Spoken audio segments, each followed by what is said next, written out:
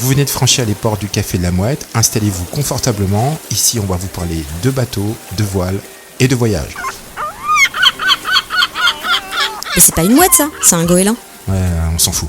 Bonjour ou bonsoir et bienvenue pour un nouvel épisode du Café de la Mouette. Comme vous le savez déjà, le Café de la Mouette, c'est le podcast du magazine de French Alors. Alors ce soir, je suis avec Stéphanie. Bonsoir. Bonsoir Valérie.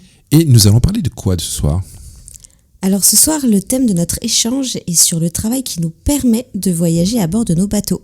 Nous allons voir les deux principales façons de financer son voyage. Grosso modo, il y a le cas des navigateurs qui économisent avant de partir en voyage et puis ceux qui travaillent tout en voyageant. Alors première technique Valérie, financement avant le voyage. Alors, comme vous l'avez compris, on va vous parler d'argent.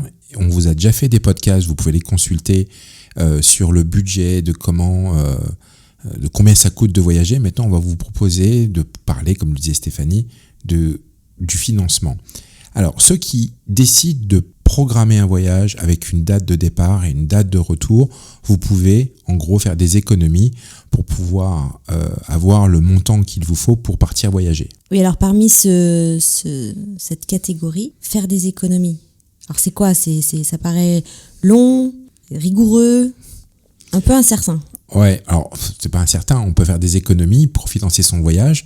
Comme vous le savez, de partir par exemple pour une année sabbatique, qui est un grand classique pour les navigateurs français, ça va quand même représenter un certain budget. Il y a l'achat du bateau, il y a la préparation du bateau, il y a la recherche du bateau avant, etc., etc. Et il y a la vie pendant ce temps-là. Comme tu le disais, effectivement, ça a été le thème d'un podcast récemment qu'on a fait. Alors, faire des économies, ça peut des fois être compliqué. Alors, soit on peut décider de travailler plus, soit de dépenser moins, soit les deux. Et en fait, avec ces sacrifices, on va pouvoir réussir à mettre de l'argent de côté et enfin pouvoir partir. Il y a le cas, bien sûr, le plus représentatif, ce sont les retraités qui, eux, n'ont pas besoin de mettre de l'argent de côté. Ils l'ont fait toute leur vie.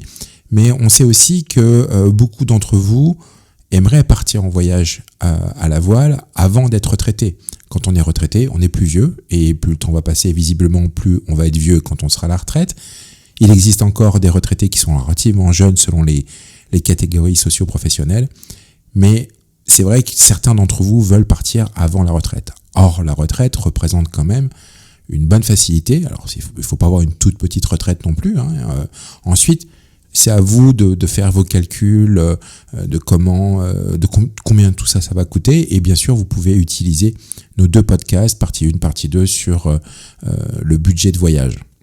Oui, mais alors c'est vrai que donc on se dit si on attend d'être à la retraite, peut-être qu'on n'aura plus la santé, parce que c'est souvent ça en fait qui pêche le plus.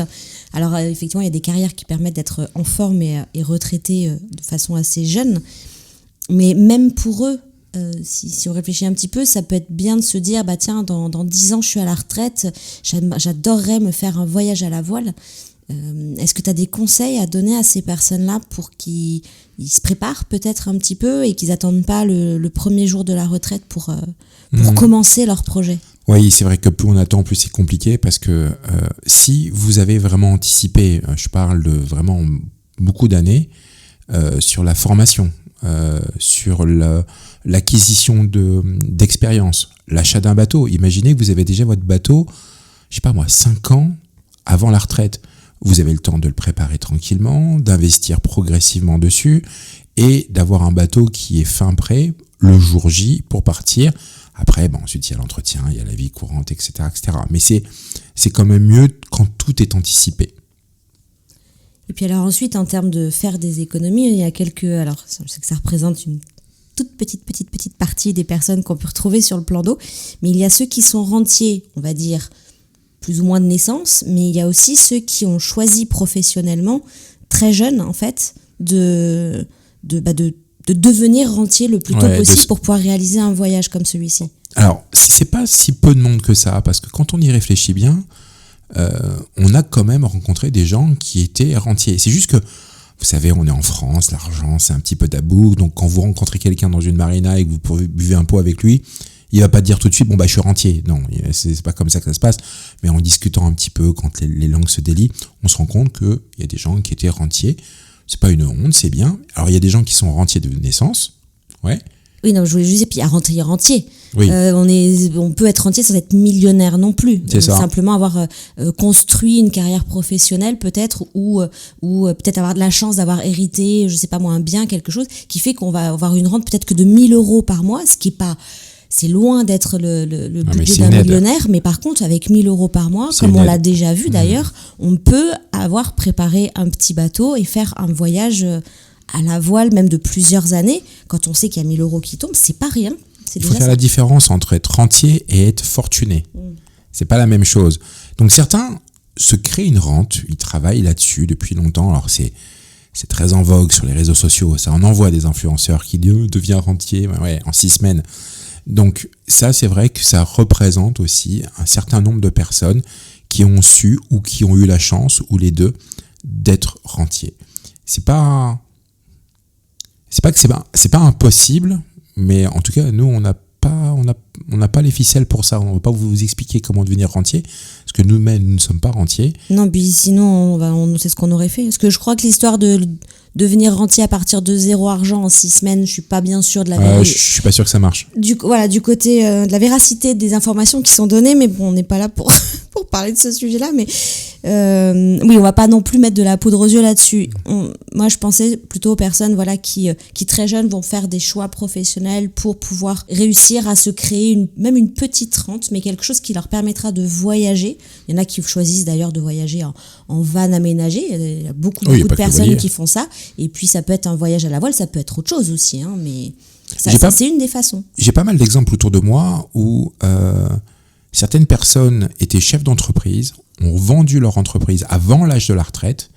Donc en fait, ils sont une sorte de deux, c'est-à-dire qu'ils se sont créés une rente en vendant leur entreprise qui avait bien fonctionné. J'en connais même qui sont partis de zéro, qui ont monté une entreprise, ils ont travaillé pendant 20 ans, 30 ans, ils ont revendu le pactole, ils ont fait des investissements qui créent une rente, immobilier, financier, peu importe, et à un moment, ils vont arriver à l'âge de la retraite, et c'est la retraite qui va reprendre le truc. J'en connais même qui ont voyagé en voilier sur la partie vraiment rentière, et quand l'âge de la retraite est arrivé, ils sont posés dans une baraque. C'est pas mal, ça. C'est pas mal. Bon, vous l'avez compris, être rentier, c'est pas pour tout le monde, mais bon, on peut rêver. Alors, l'autre profil, souvent ce sont des jeunes qui montent des projets de communication, et plutôt que de faire de la course au large, vont soutenir une cause, et vont trouver des sponsors, vont monter des cagnottes pour des projets relativement courts. Toujours, on est sur des tours de l'Atlantique, des années sabbatiques. Alors, c'est vrai que on en voyait pas mal pendant un temps, on en voit de moins en moins, et j'ai remarqué aussi que, en tout cas sur les réseaux sociaux, malheureusement, souvent, ces jeunes-là se faisaient un petit peu tailler en pièces, qui partaient voyager avec l'argent des autres et tout.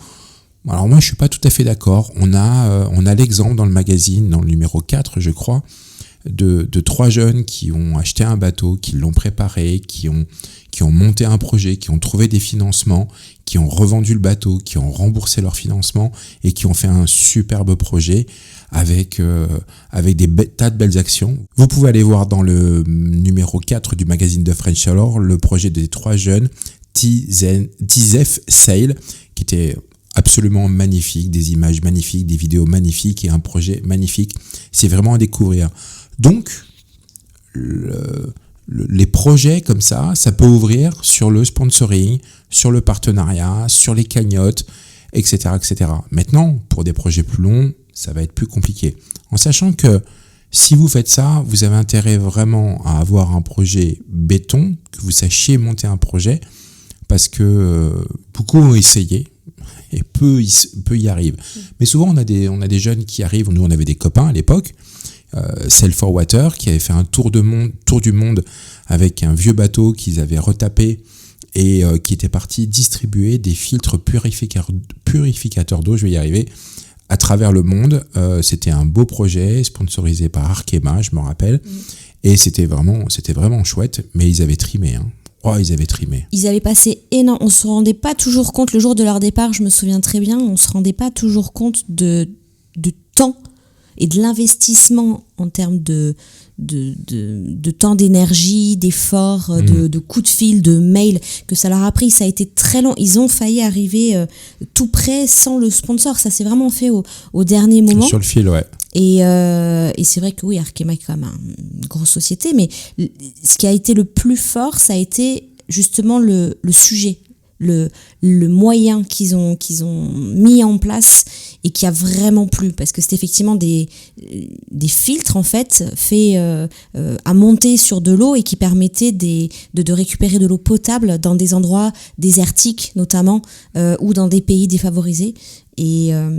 Et je sais que si mes souvenirs sont bons, ils sont même arrêtés suite à un tremblement de terre. Oui, je me rappelle plus dans quel pays d'Amérique centrale. Oui. Mais en fait, ils n'ont pas forcément fait un tour du monde des plus belles destinations. Ils étaient un petit peu en marge. Ils n'ont pas fait les Bahamas. Vous voyez, ils étaient genre à Haïti, des endroits vraiment où il y avait des réels besoins. Donc, ils sont pas partis voyager avec l'argent des autres pour se faire plaisir. Alors, ils se sont fait plaisir. Ils ont fait du bateau. Ils ont vécu de belles aventures. Mais il y avait un vrai engagement, une vraie utilité, un vrai message derrière, donc c'était vraiment chouette. Mais c'est vrai que quand on est jeune, c'est une vraie façon de faire un beau voyage et avec une vraie utilité en face. Et comme disait Valérie, par contre, le but là n'est pas de s'arrêter dans les plus beaux spots, mais plutôt de se rendre utile. Mais c'est une façon de voyager, ils en ont un super beau souvenir. Et nous aussi. Alors là, c'était pour financer son voyage avant. On va dire c'est une des façons de faire, de dire je pars, j'ai une caisse de bord en fait avant de partir du total de mon montant de ce que doit me coûter mon voyage et je croise les doigts que ça déborde pas. Et l'autre façon, c'est de se dire j'ai pas le temps ou j'ai pas les moyens d'économiser tant que ça avant de partir, donc je prépare mon bateau et j'avance et au fur et à mesure je trouve une façon de gagner ma vie et de remplir la caisse de bord. Donc c'est travailler en voyageant pour financer son voyage. Tu nous en dis un peu plus ? Oui, là aussi c'est aussi quelque chose qui est très recherché, les informations là-dessus sont très recherchées. C'est vraiment l'image, moi j'aime pas trop cette image, c'est vraiment le digital nomade, digitalus nomadus, qui travaille en voyageant. Alors on retrouve bien sûr des retraités qui eux n'ont plus besoin de travailler parce qu'ils sont retraités. On retrouve des rentiers puisqu'ils sont rentiers, mais on rencontre aussi, et on s'est rendu compte avec Stéphanie depuis 2022 qu'on est parti, qu'on n'en croise pas tant que ça, des gens qui réellement vivent de leur travail à distance ou non, on va en parler, autour de nous. C'est surtout le travail en ligne, c'est le côté de dire je me mets freelance ou indépendant et je travaille tout en naviguant, mais en fait, en gros, derrière mon ordinateur. C'est ça, c'est l'ultime fantasme pour beaucoup de gens, pas pour tout le monde, mais c'est l'ultime fantasme de dire j'ai un ordinateur, j'ai une connexion internet et je peux travailler de partout dans le monde et donc je peux partir avec mon bateau partout dans le monde et travailler et gagner de l'argent. Alors, on va en parler de ça. On a quand même un petit peu d'expérience de ce côté-là, on a des données de ce côté-là, donc on va vous en parler, pas pour vous décourager, mais pour vous dire ce que l'on sait en tout cas, de ce qu'on a vu, de ce qu'on a observé, pour pouvoir vous dire, savoir si ce sera possible pour vous ou pas. Donc, le travail, on va dire freelance, le fait de travailler avec son ordinateur et Internet, c'est pas tout le monde qui peut le faire parce qu'il faut déjà des compétences. Quand vous faites la liste des métiers que vous pouvez faire derrière l'ordinateur, plus le temps passe, plus il y en a. Alors, je sais ce que certains pensent déjà, oui, mais avec l'IA, on va tous perdre notre boulot, machin. Tranquille. Nous, on est un petit peu dans cette mouvance-là et on se rend compte que l'IA n'est pas un problème. En tout cas, moi, c'est comme ça que je le ressens, ce n'est pas un problème. Dans la création de contenu, nous, on produit du contenu, photos, vidéos, textes, podcasts. Alors, pour l'instant, ça ne rapporte pas d'argent, mais ça a eu rapporté de l'argent. L'IA n'est pas un problème. Maintenant, il y a des gens qui ont des spécificités professionnelles qui leur permettent de travailler. Alors, pour faire une petite liste non exhaustive, création de sites internet, tout ce qui touche au métier du web, en marketing, en digital marketing, en conception, en code, en IA, c'est parce que l'IA... En graphisme, l'IA, faut pas oublier qu'il y a des gens qui travaillent sur l'IA pour créer des outils, pour créer des agents, et etc., etc. Mais ces compétences, il faut déjà peut-être les acquérir, et prenez bien conscience que si vous faites ça, la concurrence est énorme. Oui, en fait, c'est surtout des métiers liés de près ou de loin à l'informatique. Alors, ça peut être l'informatique comme outil ou l'informatique foncièrement parlant. Mais soit on l'est déjà par sa formation, par les études qu'on a choisi de faire, soit on ne l'est pas, mais on s'y intéresse, et donc il y a le temps de se former. Tout comme le temps de préparer son projet, son voilier, etc. Il y a le temps de se former si c'est pas déjà notre corps professionnel. Exactement. Il y a le temps de se former et ensuite il y a le temps de trouver des clients. Des formations en ligne courtes, il y en a plein qui sont très intéressantes. Moi, j'en ai fait une sur le digital marketing. C'était super. Ça a duré 4 mois. C'était en distance. C'était une super expérience. Mais attention, derrière, il y a des gens qui ont fait des années d'études et qui en connaissent beaucoup plus que vous, qui ont des masters 2, etc., etc. Et beaucoup sont très jeunes, donc ils sont vraiment, ils sont dans la matrice. Ils sont vraiment imprégnés de ça, beaucoup plus des gens qui ont 40 ou 50 ans ou 60 ans. Donc c'est vraiment de travailler avec son ordinateur, il faut bien comprendre que ça va pas être si simple que ça. Mais il n'y a pas que le travail sur tout ce qui est informatique. Il y a des gens qui montent des boutiques en ligne et qui créent des produits et qui vendent. Il y a des gens qui vont monter des boutiques Amazon. Alors par contre, là-dessus, j'ai pas trop de data. Je sais qu'il y a des gens j'ai vu des gens monter des projets comme ça. Je ne sais pas s'ils en vivent. J'ai pas de données. Je peux pas vous dire, si tu montes une boutique Amazon, pas de problème, tu vas gagner ta vie, tu vas te gaver, il y aura pas de problème, tu peux voyager partout dans le monde. Je peux pas vous dire. Oui, donc en fait, le travail en ligne est quand même très vaste. Il peut toucher plein de compétences de secteurs différents. Mais peut-être, s'il y avait un conseil sur ce sujet-là, ce serait de dire, renseignez-vous bien par rapport à ce que vous faites déjà, si c'est déjà dans le domaine ou pas encore, choisir les bonnes formations et surtout choisir les bons débouchés en face de la formation, parce que même une formation de 4 mois avec une super coach comme tu as fait, elle t'a guidé, mais c'est pas elle qui t'apporte les clients dès le lendemain matin, à la fin de ta formation. Exactement. C'est bon, j'ai des clients et je touche 3 000 par mois. Non, c'est pas aussi rapide. Non, c'est vraiment l'histoire de compétences, d'habitude de travailler dans un domaine, et après de trouver des clients, et il faut se poser ces questions. On en parlera, on vous donnera aussi quelques conseils à la fin pour pouvoir être plus performant ou vous donner plus de chance. Alors ensuite, il y a le travail en présentiel, mais sur le chemin, c'est-à-dire tout en naviguant. Je m'arrête là où je suis, et puis j'ai un métier dans les mains. Je suis plombier, je suis électricien, je suis couturier, enfin peu importe, et je travaille en chemin. Alors nous, on a vu différents cas de figure là-dessus, ceux qui restent dans le secteur nautisme et qui vont faire un peu du coq à coq à la place du porte-à-pote, et qui vont vraiment apporter leur profession et leurs compétences aux autres navigateurs, aux autres plaisanciers. Et puis il y a ceux qui s'arrêtent pour faire un autre métier, qui font médecin ou j'en sais rien, c'est peut-être autre chose, et qui vont utiliser un petit peu la chance qu'on a d'avoir des îles françaises partout sur la planète, et en cours de chemin s'arrêter, se dire je suis aux Antilles, je peux travailler, je suis en Polynésie, je peux travailler, dans l'océan Indien on a encore des îles, et de travailler vraiment en chemin, mais en faisant des arrêts. Donc là aussi il y a des limites un petit peu à cet exercice-là. Exactement. Donc comme le disait Stéphanie, on a beaucoup de chance, nous Français, parce qu'on a des îles dans l'Atlantique, Caraïbes, on va dire, dans le Pacifique et dans l'Indien.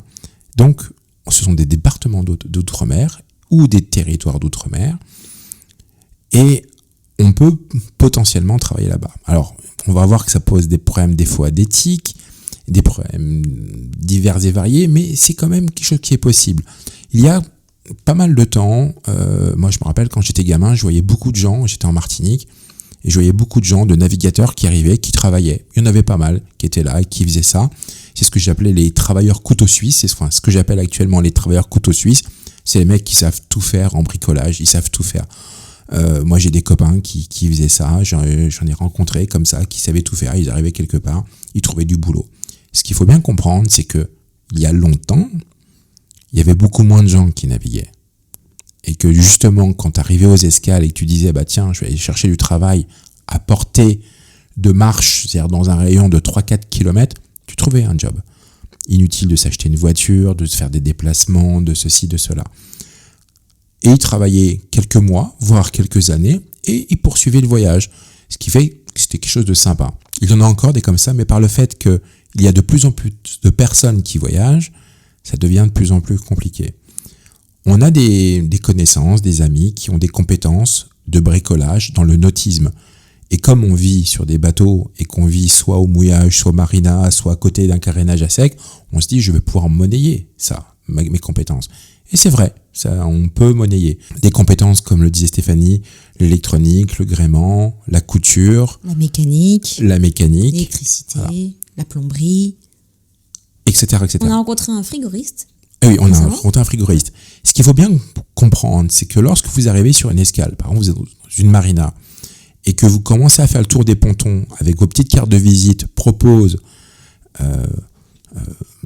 travaux divers, on va dire couture, il y a peut-être déjà 3-4 autres personnes qui font ça sur la marina, plus des gens qui sont des locaux qui font ça à terre. Donc vous arrivez comme une concurrence qui peut être vue comme une concurrence déloyale parce que vous payez pas de local, vous payez pas forcément. Alors si vous êtes en France et que vous déclarez, vous allez payer. Si c'est à l'étranger, ça va être un peu plus compliqué. Et d'ailleurs, il y a des pays étrangers qui font la chasse à ça. Et qui vraiment, certaines marinas, moi j'ai vu des marinas où des mecs se faisaient virer de la marina parce qu'ils proposaient justement du boulot et ils n'étaient pas déclarés et ils faisaient ça comme ça et ça se passait pas très bien. Il y a aussi le fait que même si on est déclaré comme indépendant auprès de la fiscalité française, bon après ça c'est un sujet vraiment à part, ça on en parlera. Mais il y a des pays, même en Europe, où comme on ne paye pas les impôts dans ces pays-là, on n'a pas le droit d'y travailler.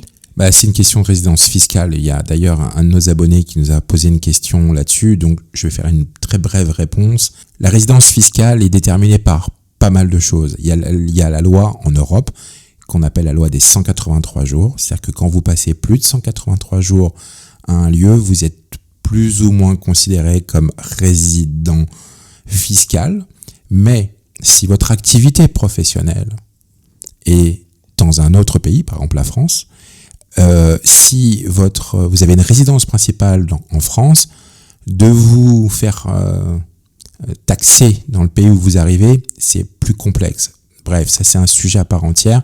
On essaiera de faire vraiment un podcast dédié sur tous les points administratifs. De la sécu à tout. Il y en a beaucoup entre les assurances, la fiscalité, le travail, justement tout ça. Il y a énormément de sujets et je suis même pas sûre qu'en un podcast on fasse le tour. Mais en tout cas, oui, suite effectivement à ce que cet abonné nous a écrit, on a commencé à réfléchir pour pouvoir vous constituer un podcast dédié. Donc en fait, on va prendre le cas de vous arrivez par exemple aux Antilles, vous êtes en Martinique ou en Guadeloupe, vous avez des compétences, peu importe, en comptabilité, en mécanique, et vous pouvez trouver du travail. C'est pas un problème, vous pouvez trouver du travail. C'est légal, vous êtes en France, vous payez des impôts français, etc., etc. Maintenant, c'est vrai que sur tout ce qui est nautique, il y a sûrement un peu plus de demandes que comptable ou autre chose. Moi, mon métier de base, c'est moniteur de plongée professionnel. Donc, potentiellement, je peux travailler comme moniteur de plongée partout à travers le monde sur les îles françaises. J'ai pas de diplôme international, moi j'ai un diplôme français qui est plus complexe à obtenir. Mais par exemple, si vous êtes moniteur de plongée, PADI, vous pouvez travailler partout dans le monde, alors sauf en France. Oui, en France, c'est toujours un peu plus compliqué, comme vous le savez. Ah oui, ça, l'administratif français, même chez Jeunesse et Sport, il n'est pas pareil.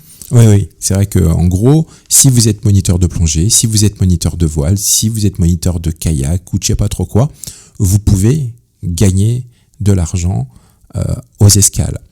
Il y a un point aussi dont on doit absolument parler, c'est le fait de gagner de l'argent avec son bateau.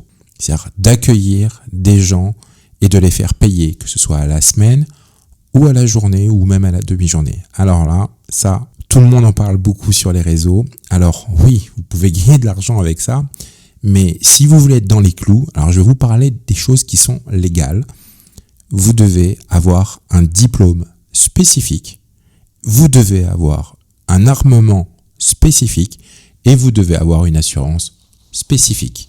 Si vous n'avez pas ce triptyque, vous n'êtes pas dans la légalité. C'est-à-dire que tant que tout se passe bien, mais si vous vous faites contrôler, si vous vous faites dénoncer, si vous avez un incident ou un accident à bord, bonne chance. Et oui, parce que c'est un vrai métier à part que d'être skipper et de pouvoir emmener des gens contre rémunération en mer, avec tous les risques quand même que cela peut comporter. Et donc, oui, il est assez compréhensible de dire qu'il faut non seulement donc être formé, diplômé, assuré dans ce sens, et avec tout l'équipement, et puis aussi peut-être le savoir-faire déjà, tout simplement, la compétence de savoir-faire d'encadrer des gens en mer. Ça prend pas là en claquant des doigts. Alors, il y a des gens qui considèrent que ce n'est pas un vrai métier et que après quelques semaines de navigation sur son propre bateau, on est capable de le faire. Ça, c'est un grand débat dans lequel on va pas forcément rentrer. Si vous pensez que, je sais pas, moi, ça fait 6 mois que vous naviguez et que vous avez suffisamment compétent pour encadrer des gens sur votre bateau et les emmener en toute sécurité, en toutes circonstances, ok. Mais par contre, si vous voulez être dans la légalité, c'est-à-dire déclarer, payer des impôts, payer des charges sociales, avoir des prestations sociales, de la retraite, du chômage, enfin pas du chômage parce que vous serez indépendant, mais il faut des diplômes. Sur les îles, il y a, je parlais de la Caraïbe, de la Martinique et de la Guadeloupe, il y a beaucoup de loueurs de bateaux. Beaucoup de loueurs de bateaux. Du coup, ces gens-là considèrent que c'est de la concurrence déloyale. Ils investissent, ils emploient des gens, ils ont des locaux, ils payent des charges sociales. Enfin bref, on peut considérer que allez, on les comprend. Maintenant, ces gens-là, ça les met vraiment de travers quand ils voient des gens qui passent des annonces sur le Bon Coin et qui remplissent les bateaux et qu'ils font des prestations similaires à moindre coût. En Polynésie, les choses sont différentes, je crois. Je ne suis pas spécialiste de la Polynésie du tout, mais je sais que les choses sont légèrement différentes et que ça pourrait laisser un peu plus de flexibilité. Ensuite, le terrain de navigation n'est pas le même et l'engagement financier, même pour les clients, du coup, ne sont pas les mêmes. Oui, mais il y a aussi des clients locaux qui se disent, bah tiens, on a une petite fête, on est entre amis, on est 5-6, on loue un bateau, on part un week-end, on part une journée. Il y a vraiment les gens qui viennent pour un séjour, qui viennent de France pour un séjour, et il y a les gens qui sont là et qui font des sorties. Donc il faut vraiment faire attention à tout ça. Je sais que la tentation est grande. C'est vrai qu'on se dit, bon bah j'ai un catamaran, il est tout beau, il est tout neuf, je sais le manier, je suis venu jusqu'ici, donc ça veut bien dire que je sais le manier, je pourrais recevoir des gens à bord. Nous on en connaît qui le font, mais voilà, il faut comprendre que c'est un petit peu litigieux, mais on comprend aussi que la tentation est vraiment très grande. Oui, donc effectivement, c'est une des façons de dire je travaille en présentiel en fait sur le chemin. Mais voilà, comme disait Valérie, vraiment soyez très vigilants. Ou alors, si en plus ça vous intéresse vraiment d'encadrer des gens, simplement passez la formation de skipper. C'est pas du tout infaisable. Et il en existe des françaises et même des internationales qu'on peut passer en France. Et qui ont, exactement. Un peu comme pour certains monitorats de sport, en fait, l'avantage de pouvoir être utilisé, y compris sur les pays non français. Alors, en gros, ça aussi, ça pourrait faire l'objet d'un podcast et ça le fera probablement. En France, il y a le diplôme qui s'appelle le capitaine de sang, qui est long, qu'il faut valider. Et il y a à l'international le Yacht Master, qui a différents degrés, il y a plusieurs options, et qui n'est pas reconnu sur les bateaux battant pavillon français. Et je ne sais pas, vous pouvez me le marquer en commentaire si vous êtes sûr de votre information. La question, je vais vous la poser parce que moi, je ne connais pas la réponse. Peut-on avoir un Yacht Master, avoir un bateau battant pavillon étranger et travailler sur le territoire français? Je n'ai pas la réponse. Si vous êtes sûr de votre réponse, vous pouvez le marquer dans les commentaires. Alors, si tu peux nous résumer un petit peu ces différents points? Oui, donc, parce qu'on est parti un petit peu dans tous les sens, mais ça, vous commencez à avoir l'habitude. Si vous avez des compétences particulières et que vous avez décidé de travailler aux escales pour remplir la caisse de bord et de rejoindre la destination suivante, c'est possible parce qu'on est français. Donc vous pouvez partir de France avec une cagnotte qui vous permettra de rejoindre les Antilles, de passer X saisons de navigation ou X années aux Antilles pour re-remplir la caisse de bord, qui vous permettra d'aller en Polynésie, puis qui vous permettra d'aller en Nouvelle-Cale et qui vous permettra d'aller à La Réunion et qui vous permettra de rentrer en France ensuite. Voilà. Ensuite, comprenez bien que, comme je l'ai dit et je le redis encore, de plus en plus de gens voyagent, de plus en plus de gens optent pour ce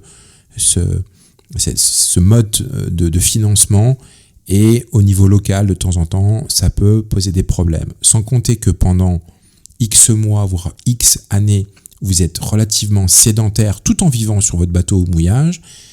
Et de vivre au bout de son ancre, sous les régions tropicales où il y a des cyclones, et de travailler toute l'année, c'est pas toujours un bon projet d'avenir, parce que beaucoup de gens sont partis comme ça, notamment aux Antilles. Ils ont posé la pioche, ils ont trouvé un boulot à terre. Ils se sont dit c'est génial, on vit comme en France, sauf qu'on est sur notre bateau avec de l'eau turquoise partout autour. La boulangerie qui est juste là à côté du ponton. Mais en fait, quand la saison cyclonique arrive, certains ont un peu paniqué et ça a déclenché les retours en France. Et du coup, les bateaux sont à vendre. Alors, ça m'amène un petit peu à l'option suivante, en fait, c'est effectivement de voyager, de travailler en présentiel, mais pas à bord de son bateau. C'est-à-dire de s'arrêter régulièrement, de prendre un billet d'avion et de rentrer, exercer sa profession en France et de faire comme ça des allers-retours. Exactement. Certaines personnes ont des domaines d'activité, des métiers que je vais qualifier à forte valeur ajoutée. C'est-à-dire qu'en travaillant une faible période, vont pouvoir gagner beaucoup d'argent et qui va financer la deuxième période. Par exemple, vous travaillez pendant 4 mois en France, parce que vous avez un métier qui le permet, vous allez tellement remplir la caisse de bord qu'après, vous allez avoir suffisamment d'argent pour vivre le reste de l'année. Alors ça, on en connaît aussi qui le font, c'est des choses qui fonctionnent. Des fois, c'est un petit peu aléatoire en fonction des missions qui sont trouvées. Il n'y a pas forcément de régularité en disant, voilà, de janvier à juin, je travaille, et de juin à décembre, je suis sur mon bateau. Après, ça peut poser aussi des problèmes si vous avancez. Il y a des fois où vous allez rentrer dans des zones à saison cyclonique, et des fois, vous dire, ouais, mais moi, je suis obligé de travailler en France pendant qu'il n'y a pas de cyclone sur ma zone, et d'aller naviguer pendant la saison cyclonique.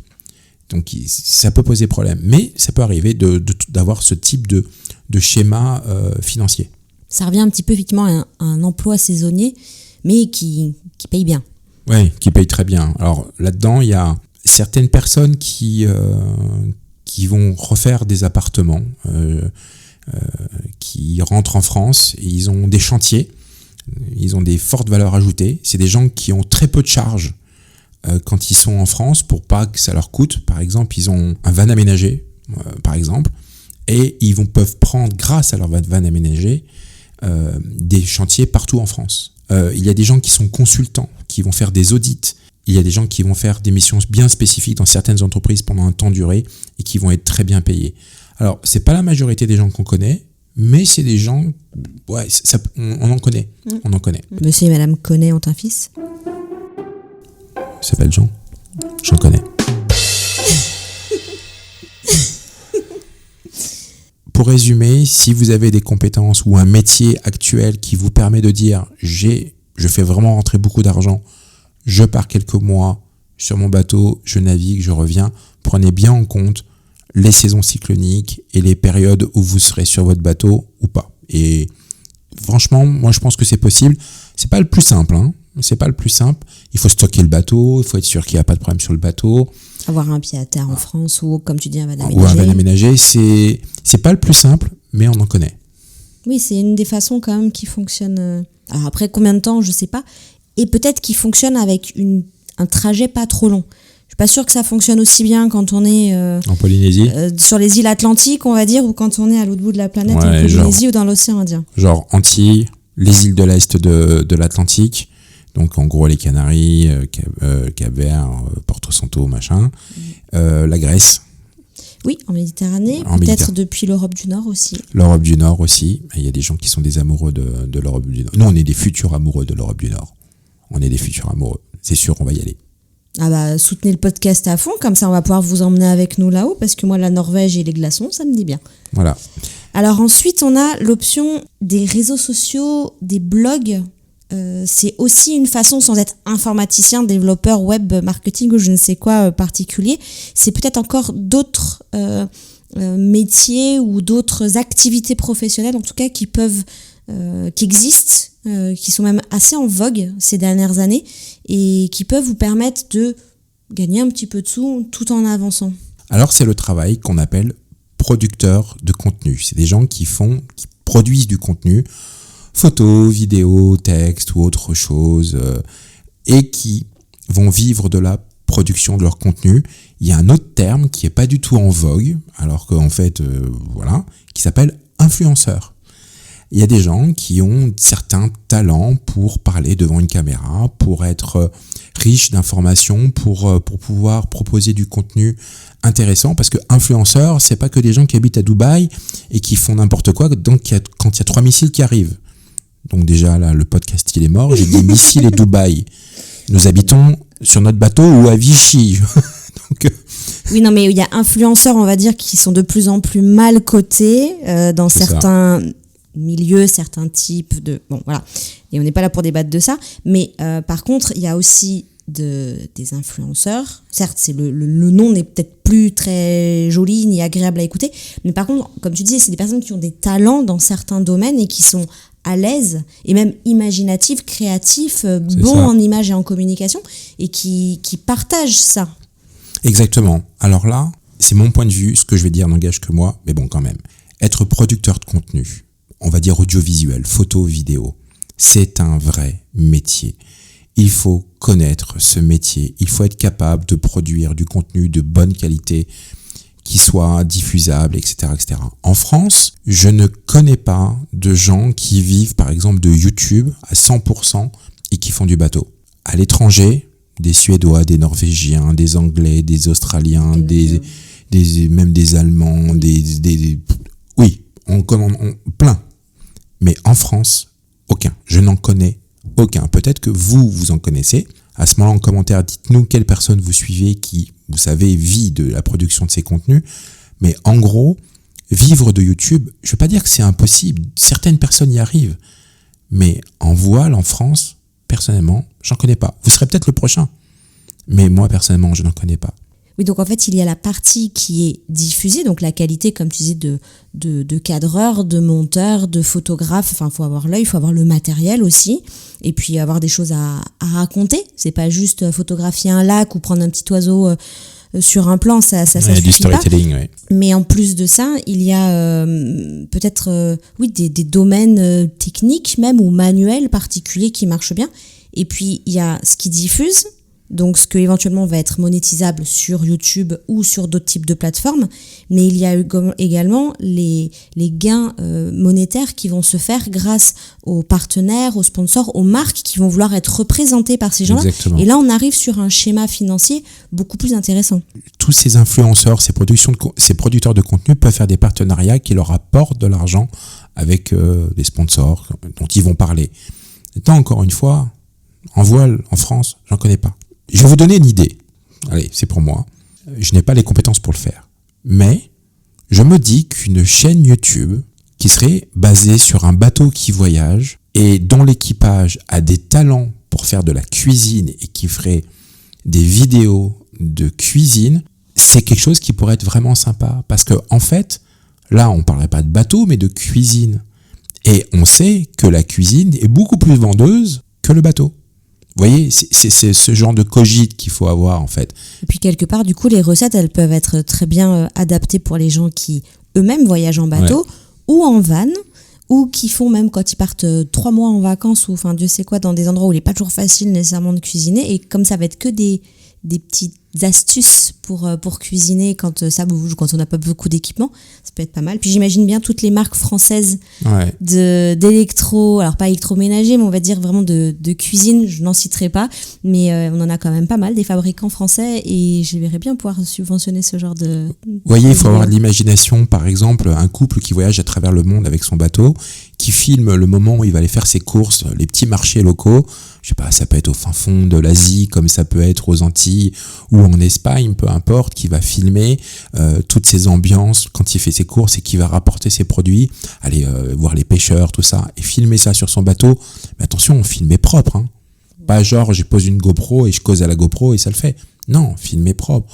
Donc, si vous avez un jour la velléité, des idées, vous avez l'envie de faire des vidéos sur YouTube et que vous voulez en gagner, vous voulez gagner votre vie avec et gagner de l'argent, que ce soit sur YouTube ou autrement d'ailleurs, vous pouvez aller voir d'autres chaînes, d'autres domaines pour vous inspirer mais surtout essayez de proposer des vidéos avec de la qualité visuelle qui soit professionnelle. Pour moi, à mon avis, c'est de la crédibilité. Et puis ton idée de nourriture, elle est bonne parce qu'on est quand même français. Ouais, on est français. Donc on a des valeurs culinaires qui sont assez élevées. Et on aime parler de nourriture, on aime regarder. Moi, je sais qu'il y a des fois, si je regarde quelqu'un en train de faire la cuisine, même derrière une vidéo là, sur certaines Céline Channel, par exemple, on a déjà l'eau à la bouche, rien qu'à voir crépiter les légumes dans la poêle et le petit poisson braisé à côté. Enfin, il y a quand même cette forte valeur quand même qui tourne autour de l'alimentation en France, qui peut être mise en avant dans ce genre de situation. Ensuite, YouTube, on va prendre l'exemple de YouTube. Pour les Français, c'est un endroit où on va chercher de l'information et pas forcément du divertissement. Certains vont chercher du divertissement, mais j'ai eu encore une discussion il y a 2 semaines avec des copains sur un bateau, ils se reconnaîtront. Nous, ils m'expliquaient, nous, on va chercher des informations. La vie des gens, ce qu'ils font, on s'en fout. On veut une information. Il faut, pour démonter la pompe à eau, il faut une clé de 8 ou il faut une clé de 6. Voilà, c'est ce genre d'information. Donc, il y a la mentalité française aussi qui fait que peut-être ce n'est pas encore le moment de se dire que vous allez vivre de YouTube. Stéphanie et moi, on sait un petit peu de quoi on parle. Nous avons une chaîne YouTube qui a duré un certain temps. On savait dès le départ qu'elle aurait un début, qu'elle aurait une fin. Et malgré que mon anglais soit vraiment pas terrible, Stéphanie m'a dit, tu sais quoi, ça va te faire travailler ton anglais, on va faire la chaîne YouTube en anglais. Et de l'avoir fait en anglais, on a eu, alors pas tellement beaucoup plus d'abonnés, mais beaucoup plus d'engagement, et on a eu un petit peu de sous, on va pas se mentir. C'est vrai que c'est parti assez bien. Alors, comme tu dis, on avait décidé que ce serait de toute façon pendant la phase de rénovation du bateau, enfin, en partant vraiment d'un bateau abandonné et d'aller jusqu'à un bateau qui de nouveau navigue. Et on s'est arrêté sur la première phase de notre voyage d'ailleurs. Mais le but était de partager ces phases-là, ces phases de travaux et de mise à l'eau et d'essai du bateau, pour se dire on l'a refiabilisé et maintenant on peut naviguer avec. Mais c'était assez extraordinaire de voir dès les premiers jours après la première vidéo des commentaires qui venaient de partout de la planète, parce que comme c'était en anglais, il y avait aussi bien un Californien qu'un Brésilien, que quelqu'un qui habite c'était en Australie ou en Nouvelle-Zélande. Il y en avait partout à travers le monde. Extraordinaire. On va vous mettre le lien vers cette chaîne YouTube si vous êtes curieux. Ça s'appelle Sailing au Rio et ça raconte notre histoire du jour où on a trouvé notre bateau à 1 euro jusqu'à notre arrivée aux Canaries. Peut-être qu'un jour on reprendra cette chaîne YouTube, mais pour l'instant, on a fait une fin. Voilà. Donc en gros, gagner de l'argent avec la production de contenu, encore une fois, ce n'est pas impossible, mais il faut être lucide, quoi. C'est pas ce qu'il y a de plus évident. D'ailleurs, si on résume un petit peu toutes nos discussions de ce soir, quels seraient un petit peu les mots d'ordre principaux, les conseils en fait que tu pourrais donner à nos auditeurs? D'avoir de la lucidité par rapport à ce qui est réellement possible, de faire vraiment le tri entre le fantasme et la réalité. Lorsque on a besoin d'avoir d'informations, on fait tous la même chose, on va sur Internet. Et on va sur les réseaux sociaux, et les réseaux sociaux nous donnent ce qu'on a envie d'entendre pour avoir du temps d'audience. Par exemple, aujourd'hui, je vous parle de comment gagner de l'argent tout en voyageant. Ça vous intéresse, donc vous êtes normalement un petit peu nombreux. Mais il y a aussi des gens qui vont vous rendre du rêve, et vous allez croire que c'est possible, vous allez suivre des schémas, voire vous payer des formations pour vous rendre compte qu'en fait, c'était juste du rêve. Donc, la lucidité, la clairvoyance, c'est vraiment le principal. Il faut vraiment avoir la tête bien sur les épaules et avant de partir en mer, avoir les pieds sur terre. Oui, de rêver, et c'est très bien et c'est ce qui permet de démarrer un projet en fait. C'est le rêve. Exactement. Mais par contre, quand on passe à la concrétisation d'un projet, c'est le moment, comme tu dis, d'ancrer les pieds sur terre, de mettre la tête bien carré sur les épaules, d'être réaliste et peut-être justement de se dire ok, quelles sont mes compétences, qu'est-ce qui se passe sur là à l'heure actuelle, qu'est-ce qui marche pas, qu'est-ce que moi je suis capable de faire, de se placer, de se situer là-dedans. De faire un bilan de compétences, de voir s'il y a des métiers qui vous attirent, sur lesquels vous pouvez avoir un petit peu de talent, d'essayer en fait. Essayez avant de partir, de voir ce que ça peut donner. Par exemple, je sais pas, vous avez un travail sédentaire, vous travaillez, je sais pas, peu importe, dans un bureau, peu importe, mais vous travaillez pas sur l'informatique. Mais ça vous intéresse l'informatique, vous êtes curieux de savoir comment ça fonctionne, comment on fait ci, comment on fait ça. Formez-vous petit à petit, prenez votre temps, 2, 3, 4, 5 ans, on s'en fout, et peut-être que même vous allez lancer une petite entreprise en parallèle de votre travail en CDI qui va vous permettre déjà de gagner un petit peu de sous. Alors pas beaucoup parce que vous ne pourrez pas y travailler à temps plein, mais de pouvoir tester votre activité. En fait, la préparation de votre budget, elle doit venir même en amont de la recherche du bateau, etc., etc. Parce que, encore une fois, c'est le vent qui fait avancer les bateaux à voile. Mais c'est aussi un petit peu le pognon quand même, malheureusement, pour être vraiment terre à terre. Ça m'embête de dire ça, mais à la fois, il faut de l'argent pour voyager. Donc on a encore un mot-clé qui reste autour de la patience. Oui, ça c'est clair que c'est de la patience et du travail. Mais ne pensez pas que c'est impossible. On n'est pas là pour casser vos espoirs, on est là juste pour vous dire soyez lucide, soyez créatif, soyez inventif. Ne pensez pas que forcément parce que personne n'a eu l'idée, si vous avez une idée, que personne n'a eu, que c'est une bonne idée, peut-être que des fois, malheureusement, si personne n'a eu l'idée ou que personne ne l'a fait, c'est que c'était pas une bonne idée. Donc, il faut savoir faire le tri dans tout ça. Puis de temps en temps, il y a une vraie bonne première idée. Exactement. Et encore heureux.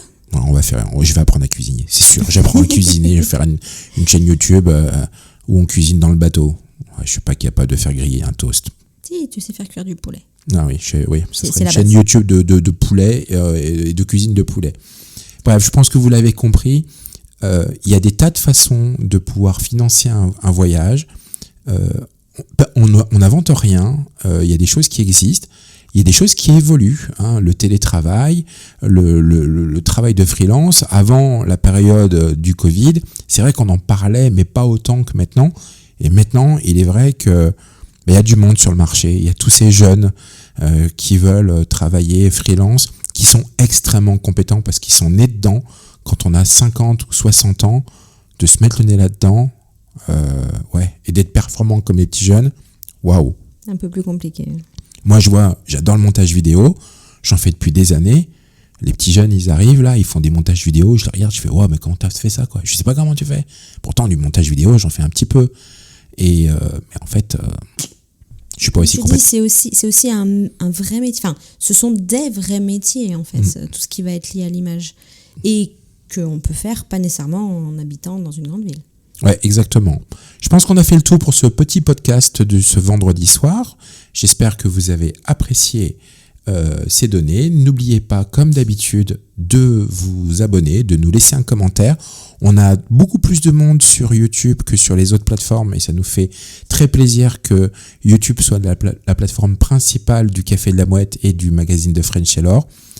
Donc on est vraiment très contents. Donc un petit pouce bleu, ça nous fait plaisir, ça fait travailler un petit peu l'algorithme dans notre faveur. Et puis voilà. Pardon, je veux dire un truc, puis c'est parti. C'est pas grave.